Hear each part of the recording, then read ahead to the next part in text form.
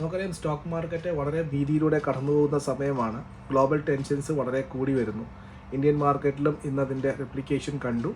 പക്ഷേ foreign portfolio ഇൻവെസ്റ്റേഴ്സിൻ്റെയും അല്ലെങ്കിൽ foreign ഇൻവെസ്റ്റേഴ്സിൻ്റെയും ഭാഗത്തു നിന്ന് വരുന്ന ഡാറ്റകൾ വളരെ പോസിറ്റീവാണ്.